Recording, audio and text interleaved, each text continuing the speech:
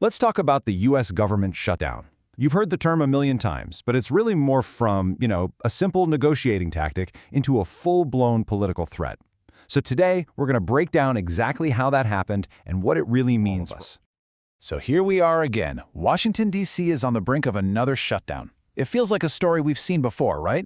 A lot of partisan standoffs, some last-minute deals, but the real question we have to ask is the threat we're facing today fundamentally different from the shutdowns we've seen in the past?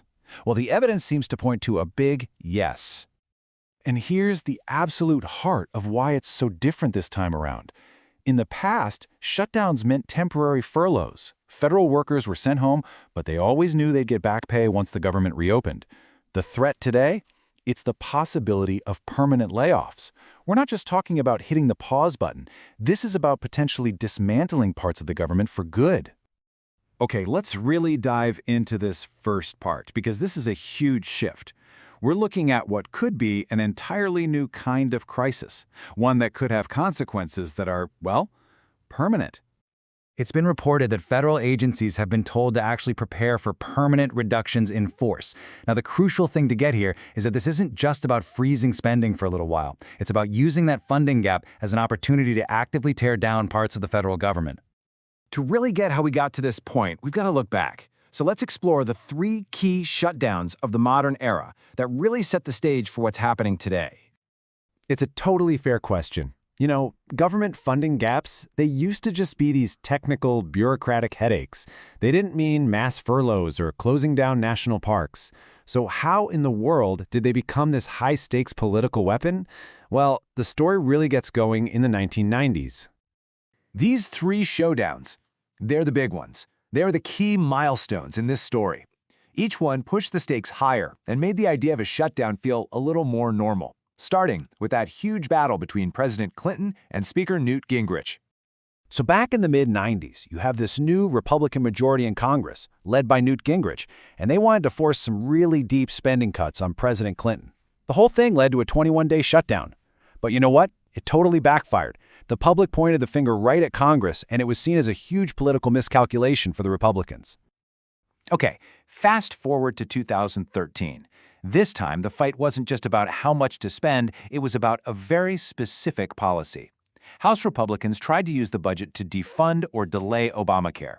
But President Obama, he stood his ground. He refused to negotiate on his signature law, and after 16 days, the Republicans gave in without getting what they wanted. And let's be clear, the fallout from these things goes way beyond just political drama. That 16-day shutdown in 2013, it's estimated to have cost the U.S. economy a staggering $24 billion. These are not victimless battles. And then we had the longest shutdown in American history. From late 2018 into 2019, President Trump was demanding $5 billion for his border wall. Congress said no, and so the government partially shut down for 35 days. In the end, the government reopened, he didn't get the wall funding, but a whole new record for how long and disruptive a shutdown could be had just been set. So you can see the pattern here, right? Each shutdown just gets a little more intense. But how did the constitutional power of the purse get turned into a weapon in the first place? Okay, so the mechanism behind all of this is a law called the Anti-Deficiency Act. Now, for most of its history, this law didn't cause any shutdowns. But then, a really strict legal opinion back in 1980 changed everything. It basically said that when funding runs out, agencies must stop all non-essential work. And just like that, a budget argument suddenly had very real, very dramatic consequences for everybody to see.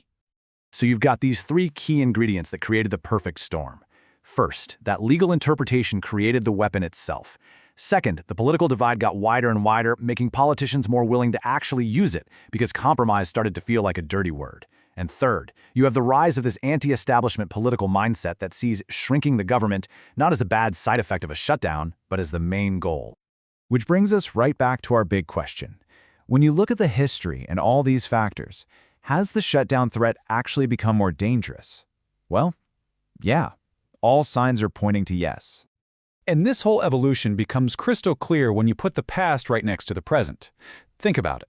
Before, the main goal was always about leverage, to force a policy change or get funding for something specific. Now it seems like the goal is the restructuring itself.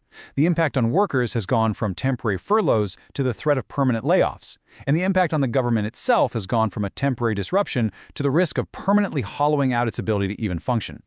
So, here's the bottom line, the most important takeaway. We've moved from using a shutdown as a temporary tool to win a political fight to potentially using the shutdown itself as the way to make permanent, deep changes to the government. Changes that you probably couldn't get through the normal process of making laws. And when you really look at it that way, the threat just takes on a whole different dimension. This isn't just about political games anymore. It's about the very stability of our government institutions. I mean, think about it. This strategy uses a failure in the most basic job Congress has, funding the government, to get what it can achieve through normal debate and voting. It's basically an end run around the whole process that's supposed to define the size and scope of our government. One analysis puts it in really stark terms, calling this whole evolution an existential threat to the stability and effectiveness of the federal government itself.